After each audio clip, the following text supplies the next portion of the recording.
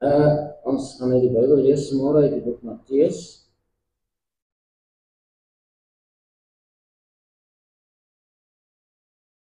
Matteus 28. Goed, Matteus 28. Laaste hoofstuk van Matteus. Die opstanding van Jesus. Wat 'n triomf, né? Wat sou gebeur het as hy opgestaan het? Waar sou ons wees? En laat na die Sabbat toe dit begin lig word, die eerste dag van die week, kom Maria Magdalena en die ander Maria om na die graf te gaan kyk. En daar kom 'n groot aardbewing, want die engel van die Here het uit die hemel neergedaal en gekom en die steen van die opening weggerol en daarop gaan sit. En sy gedaante was soos weerlig en sy kleding wit soos sneeu. En uit vrees vir hom het die wagte gebewe en soos dooies geword. Maar die engel antwoord en sê vir die vroue: Moenie vrees nie, want ek weet julle soek Jesus wat gekruisig is. Hy is nie hier nie, want hy het opgestaan soos hy gesê het. Kom, kyk na die plek waar die Here gelê het. En gaan haastig en sê sy disippels: Hy het opgestaan uit die dode en gaan voor hulle uit na Galilea. Daar sal julle hom sien. Kyk, ek het julle dit gesê. En hulle het haastig weggegaan van die graf met vrees en groot blydskap en gehardloop om dit aan die disippels te vertel.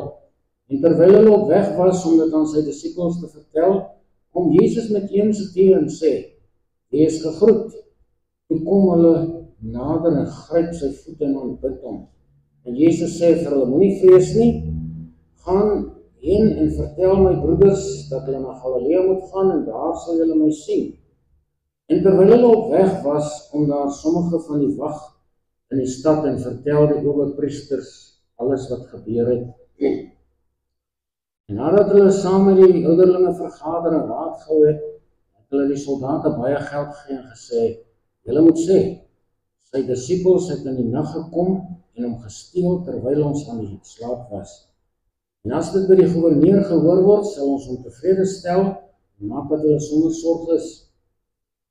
Hulle het die geld geneem en gedoen soos hulle geleer is. En hierdie verhaal is versprei onder die Jode tot vandag toe. En die 11 disippels het na Galilea gegaan, na die berg waar Jesus hulle bestel het. En toe hulle hom sien, het hulle hom aanbid, maar sommige het getwyfel. En Jesus het nader gekom en met die disippels gespreek en gesê: Aan my is gegee alle mag in die hemel en op die aarde. Gaan dan heen, maak disippels van al die nasies en doop hulle in die naam van die Vader en die Seun en die Heilige Gees. En leer hulle om alles te onderhou wat ek julle beveel het. En kyk, ek is met julle al die dae tot aan die volëinding van die wêreld. Amen. Die laaste teks, kyk, ek is met julle al die dae tot aan die volëinding van die wêreld. Wat beteken dit vir 'n mens? Dat Jesus sê, ek is met julle al die dae tot aan die volëinding van die wêreld. Die vraag is, waar is hy? Waar is jou God? Dis 'n diep vraag aan elke mens. Waar is jou God? Is hy by jou, soos hy beloof het, of is hy nie? Dit sal jy beleef, of dit sal jy kan getuig.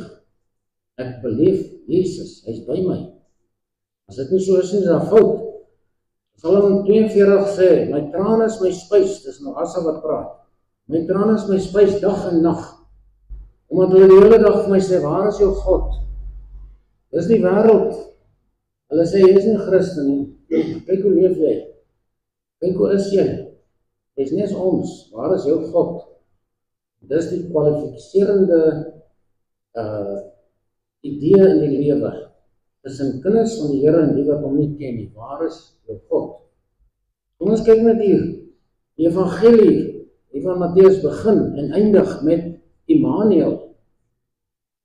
Die eerste dinge wat gesê word aan Maria, Matteus 1:23, kyk, die maagd sal swanger word en 'n seun baar en hulle sal hom Immanuel noem en dit as vertaal word, God met ons. Hier open die evangelie met God met ons. Hy het hiernatoe gekom. Die evangelie van Matteus sluit af in hoofstuk 28 vers 20. Kyk, ek is met julle, selfe storie. Ek is met julle tot aan die volëinding van die wêreld. So, Immanuel is hier, iewers hier, in jou lewe, of buite jou lewe, maar hy is hier op die aarde, tot aan die volëinding. So, Matteus 26 sê, hy vir die disippels daar by die Pasga, ek sal vanaf nooit meer van hierdie vrug van die wynstok drink nie, tot op daardie dag wanneer ek dit met julle nie sal drink in die koninkryk van my Vader. So, daar is hy ook met die wat hom liefhet en dien. Jesus is met ons, dis wat Immanuel beteken. God met ons. Is jy tevrede daarmee dat daar nie iets in jou lewe is wat hom laat bewys hy is by jou nie?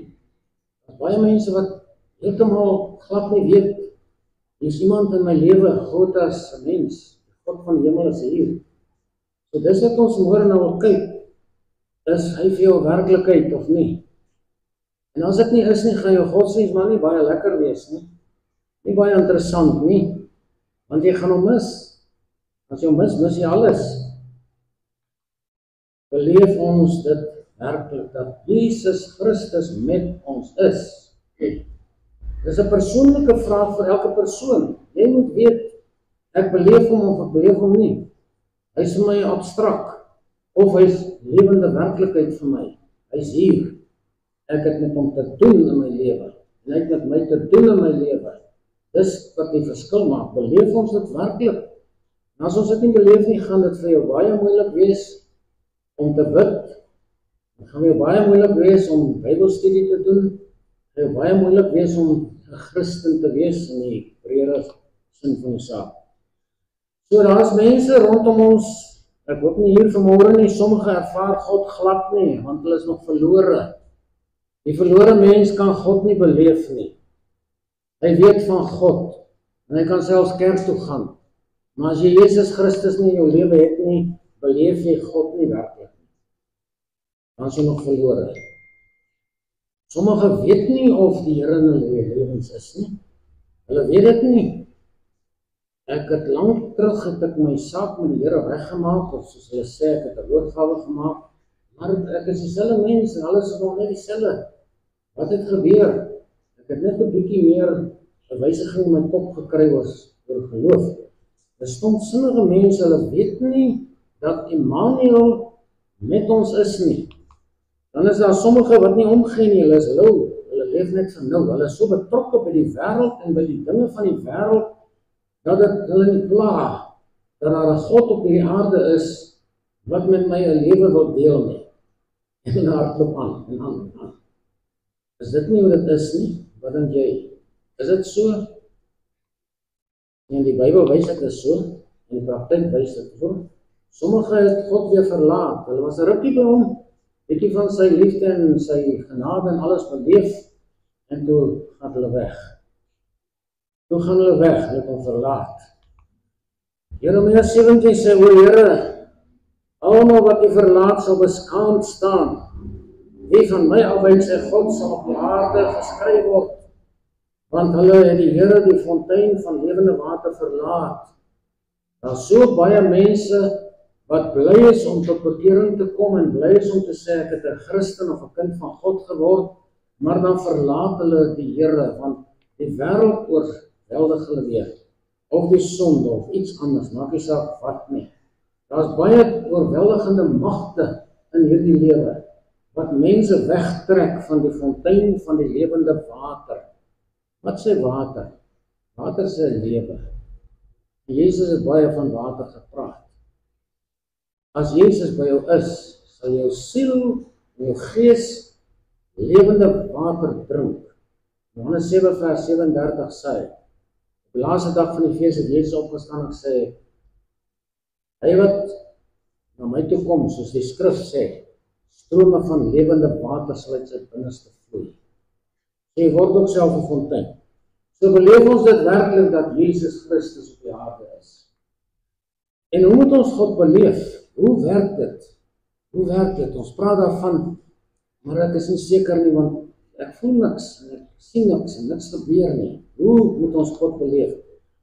In Handelinge 17 praat Paulus met 'n klomp heidene daar in die Areopagus, en hy vertel hulle hoe werk die ding, en hy sê, God het uit een bloed al die nasies van die mensdom gemaak, om oor die hele aarde te woon, terwyl hy vooraf bepaalde tye en grense van hulle woonplek vasgestel het, sodat hulle die Here kon soek, of hulle hom miskien kon aanraak en vind, al is hy nie ver van elkeen van ons nie, want in hom lewe ons, beweeg ons en is ons, praat van die kinders van die Here.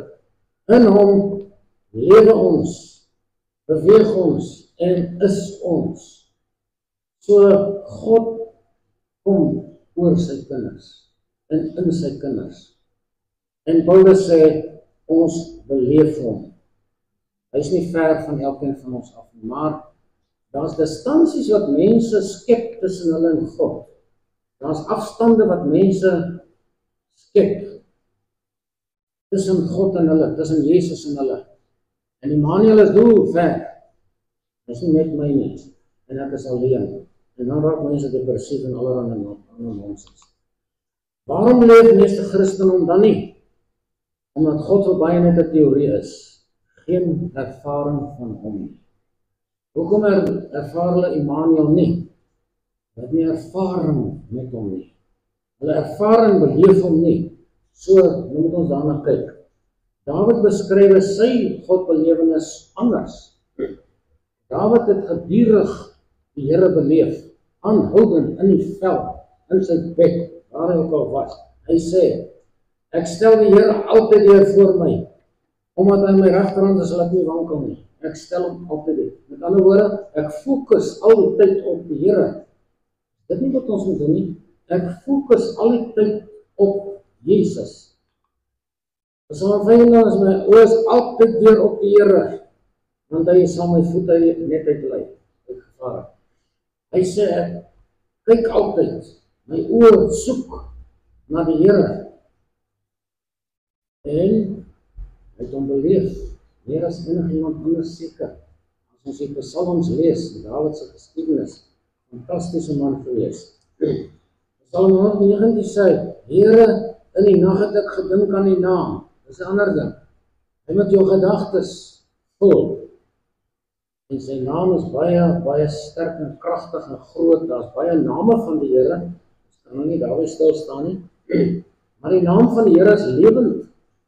As jy Jesus noem, is Jesus hier. Hy is lewend. Hy is in sy naam.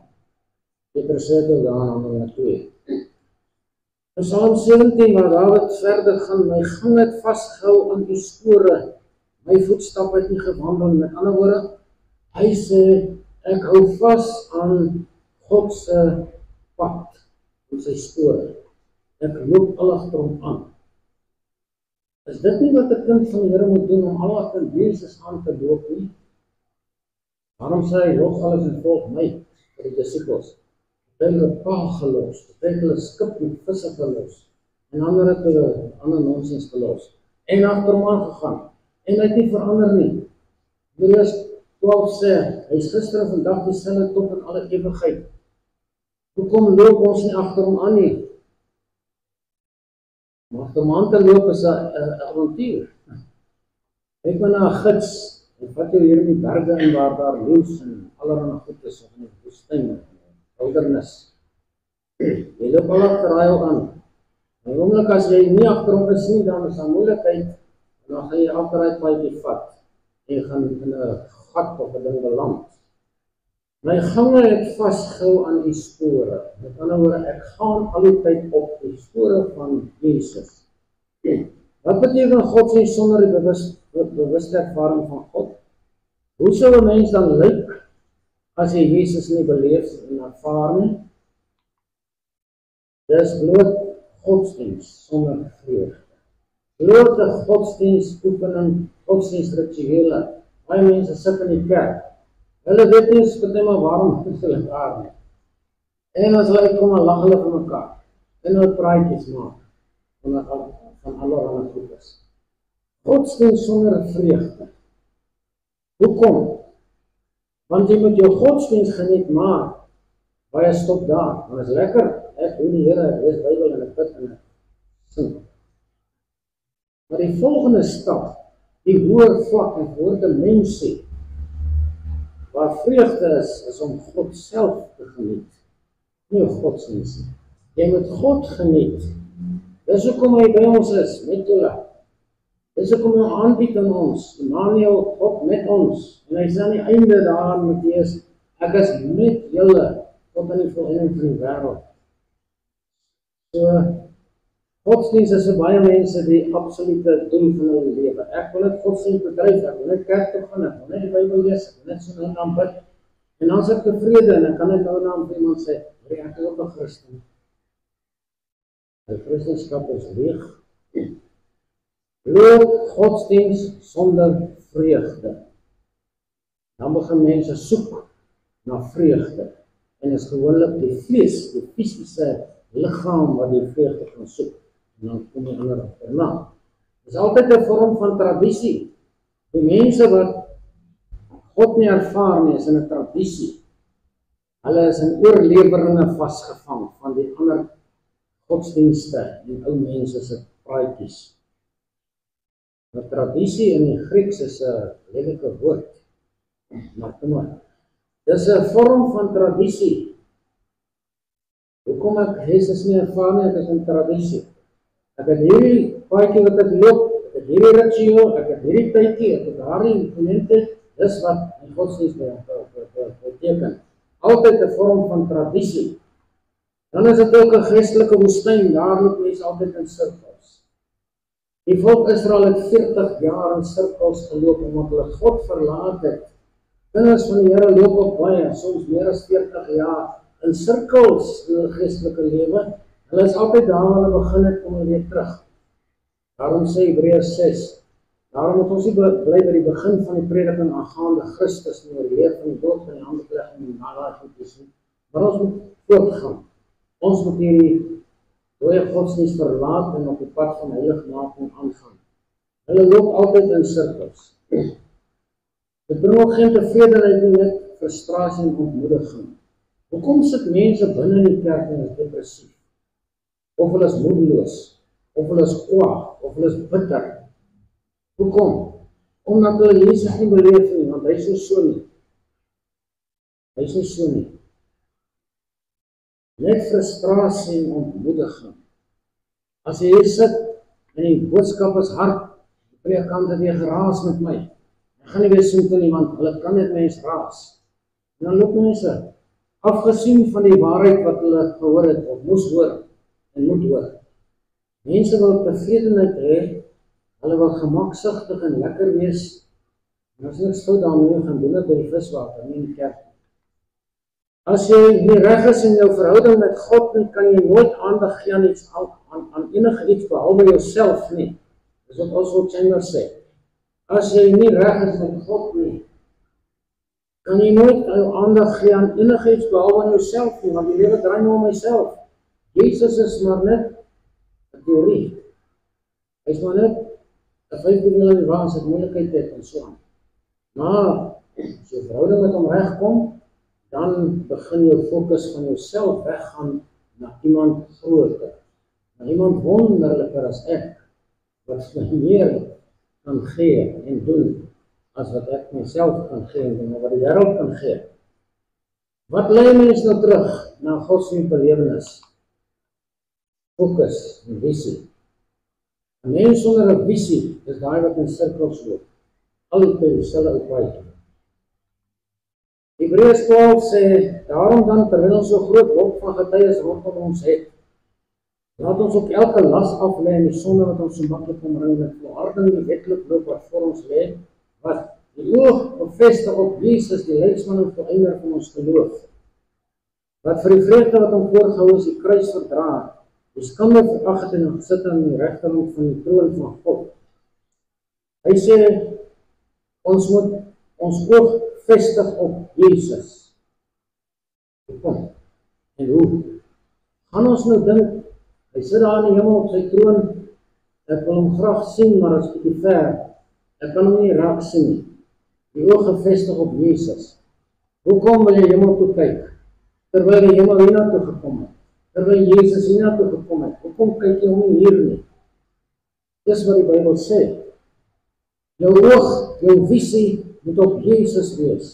En daar begin het by die heilige naam, Jesus, Immanuel, God met ons.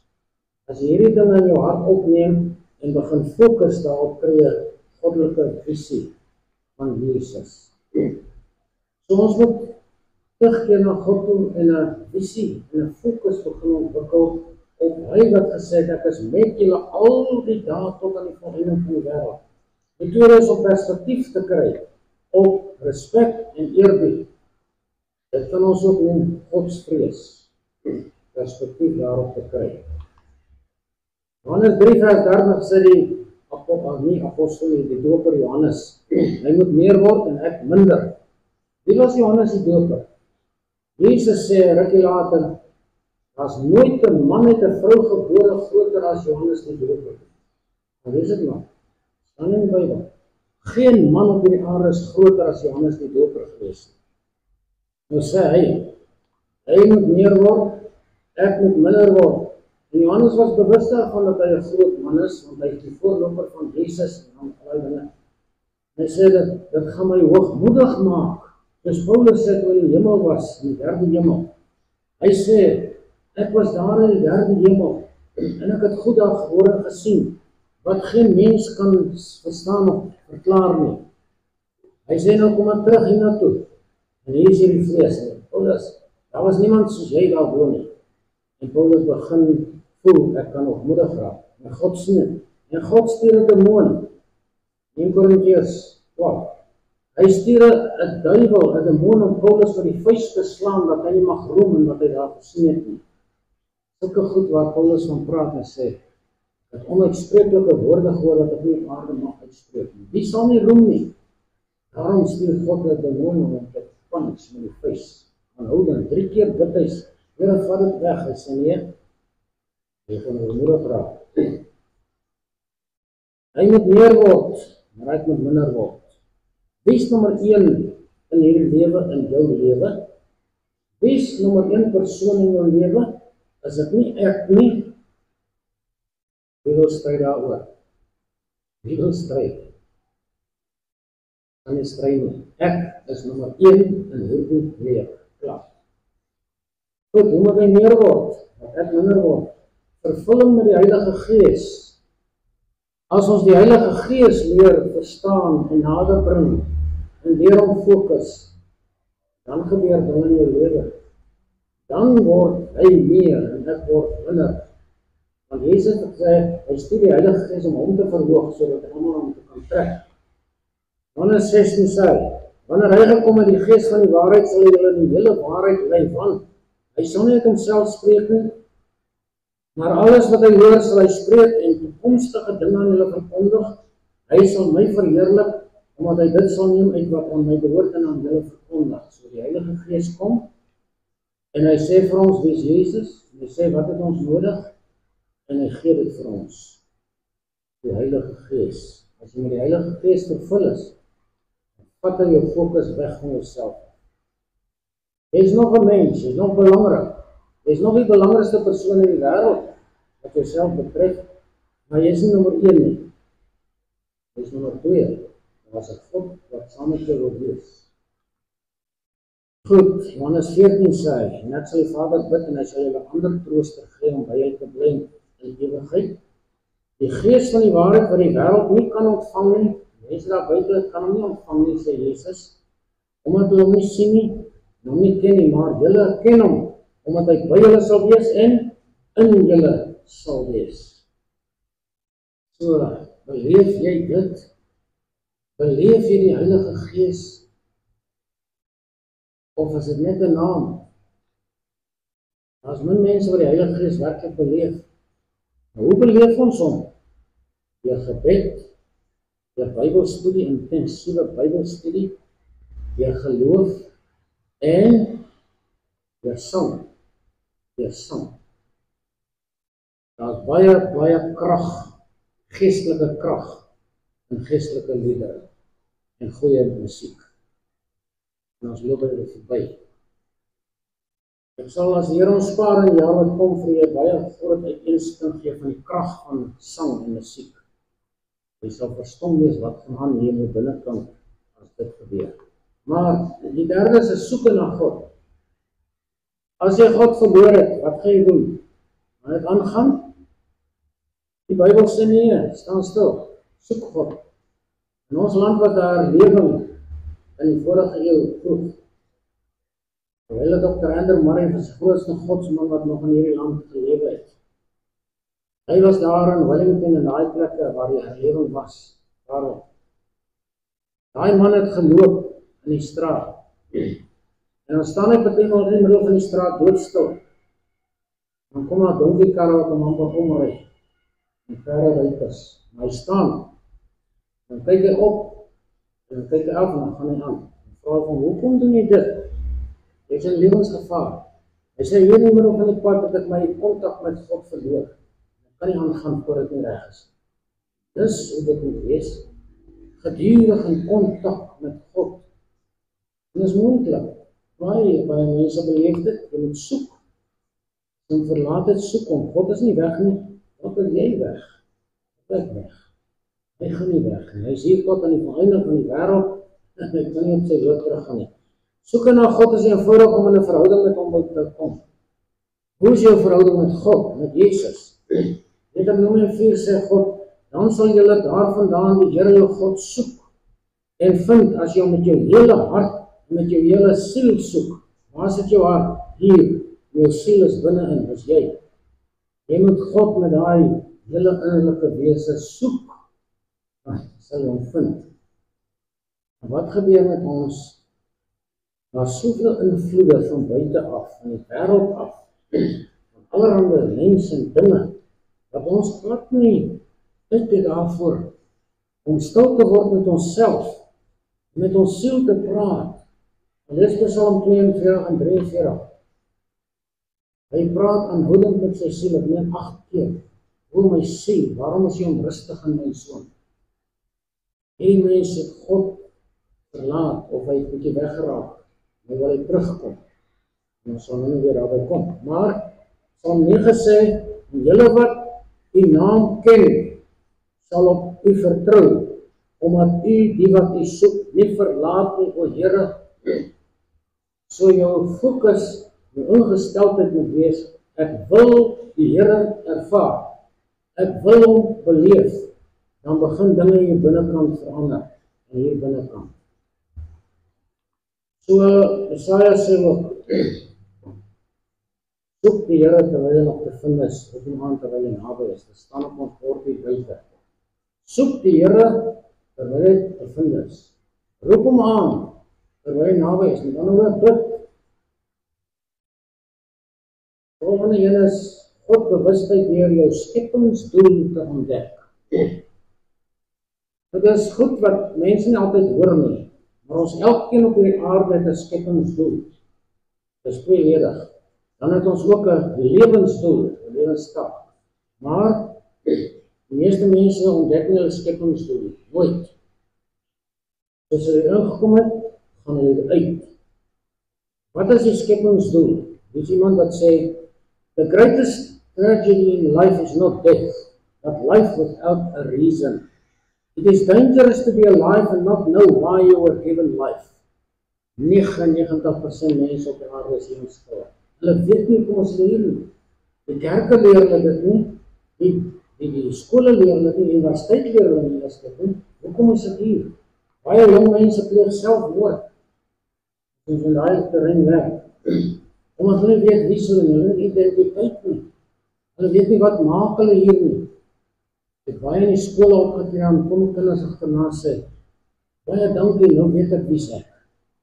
Nou kan ek die lewe ingaan, want ek weet wie ek en myself ontdek. Baie mense ontdek hulle self nooit, hulle skepingsdoel. Hulle skepingsdoel is tweeledig hoofsaaklik, daar is ander ook, maar die hoofsaak is om 'n geslag van God te word. Malagi 2 vers 15 sê, waarom het hy die mens gemaak? Alhoewel hy geestelik gehad het een mens. Hy sê, want hy het 'n geslag vir God gesoek. God wil kinders hê. Die hele Bybel, die hele Nuwe Testament praat van kinders van God. God wil 'n geslag hê. gaan nie verder verduidelik, maar kom ons gaan, jy moet strewe om te wees waarvoor jou aarde gebore is. Daarom moet jy jou skepingsdoel ontdek. Die tweede rede vir die skepingsdoel is om God te verheerlik met my lewe. Want as jy eens by God uitgekom het, behoort jy nie meer aan jouself nie. Waarvoor is jy gebore? Waarvoor? As redes. Jou skepingsdoel lei jou na jou ware self. Jou ware self sal ontwaak hier binnekant. Want ons het altyd allemaal twee gesigte. Ons het allemaal twee persoonlikhede. Ons steek die een weg. Ons het die werklike ek, dis hy wat ons wegsteek, en dan het ons geprojekteerde ekbeeld. Dis wat ek vir ander mense wys, ek het was aan, en sulke dinge, en ek leef mooi, so aan. Jou skepingsdoel lei jou na jou ware self, die werklike ek. Maar as jy los van Jesus is, en jou skepingsdoel mis, dan word jou geprojekteerde ekbeeld jou lewensideaal. En daarvolgens leef jy om te wys hoe oulik is ek, hoe goed is ek, of wie is ek, in 'n sekere sin. Jou lewensdoel, jou lewenstaak, dit ontdek jy as jy skool toe gaan, en jy begin voel ek wil pastoor word, of wat se ding ook al, dan ontdek jy jou lewensdoel, en die Heilige Gees werk saam daarmee, maar dit is net om jou hier op aarde aan die gang te hou. Sodra jy skepingsdoel ontdek, kom jy nader aan God en hy aan jou. Want nou sien jy, hier is iemand wat omgee vir sy wese hier op aarde. Wat omgee vir tyd en ewigheid. En dan kom God, en hy begin werk in jou hart en om jou, en sien jy. Hy sê hier, as jy nie jou God gegewe doel ontdek nie, sal die duiwel aan jou een voorsien. Dis ook maar so baie mense is, wat agter die duiwel aanloop, en hulle doel ontdek op aarde nie. Nou kom die duiwel en sê, jy kan hierdie pad loop en jy gaan hoe uitkom. Kyk maar na wat in die wêreld gebeur van die filmsterre en dinge. Hulle verkoop hulle siele aan Satan om roem te verwerf, om eer te kry en om hoe uit te kom. Omtrent almal van hulle doen dit aan Hollywood. Hulle verkoop hulle siel aan Satan vir geen geld nie, want hy gee hulle niks. En op die einde dan gaan hulle verderf toe. Omdat hulle God se gawe verwerp het, en wat die duiwel gegee het, aanvaar het, en nou leef hulle daarvolgens, en dink, nou is ek gemaakte mens, want Satan gee vir my roem, en hy bring my daar bo uit, totdat die doodsengel instap. Wat gebeur dan met jou? Mense, dis ernstig, want ons het min tyd. Ons het baie min tyd om reg te maak vir die ewigheid.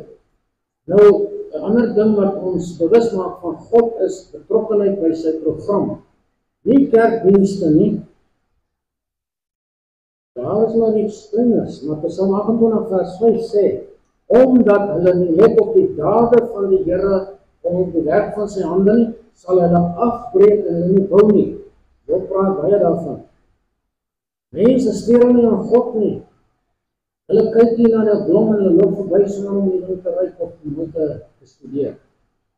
Hulle gaan verby die skepping en hulle steur nie aan God nie en sy skepping, want Psalm 19 sê, die skepping praat met ons. Dan lees hy wonderlike Psalm. Die een dag dra vir die ander 'n boodskap oor. Die hele skepping spreek tot die mensdom. So nou verder daarby kom. Romeine sê hierdie woorde, sy onsigbare dinge kan van die skepping van die wêreld of van sy werke verstaan en duidelik gesien word, naamlik sy ewige krag en goddelikheid, sodat hulle geen verskoning of onskuldiging het nie. Omdat hulle, alhoewel hulle God geken het, hulle weet van hom nie as God verheerlik of gedink het nie, maar hulle het dwaas geword in hulle oorlegginge en hulle onverstandige hart is verduister. Die Here sê, die skepping is daar om jou na God toe te lei. Maar die mense steur hulle daarin en hulle verdraai alles, en nou sê die Bybel, hulle harte word verduister. Jy moet die skepping waardeer as 'n boodskap van God persoonlik. Gaan daarop in. Daarop. Dan dit is laaste die vlam van ware hoop. In Johannes 2:3 sê, Geliefdes, nou is ons kinders van God. En ons is nog nie openbaar wat ons sal weet nie, maar ons weet dat ons as hy verskyn ons gelyk sal wees, omdat ons hom sal sien soos hy is. En elkeen wat hierdie hoop op hom het, reinig homself soos hy rein is. Hoop wat van God afkom, is onsigbare hoop. En Paulus sê in Romeine 5, die hoop wat gesien word is geen hoop nie. Want wat ons sien, waarom hoop ons? Ons hoop op die Here se koms. Ons hoop op die ewige lewe, op die hemel. En hy sê, hierdie hoop reinig jou. Want jy gaan nou self begin kyk. Sê, ek kan nie in hierdie toestand hemel toe gaan nie. Ek kan God nie ontmoet soos ek hier is nie. Dan moet iets gebeur. Ek is skaam. Ek het baie keer in die verlede gesê, ek soek na 'n manier om weg te vlug van God as ek voor hom moet staan.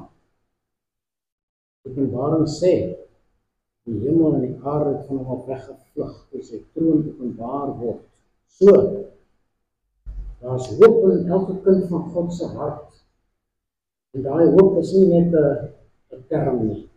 Dis 'n lewende krag. Hoop is die vlam van godsdiens.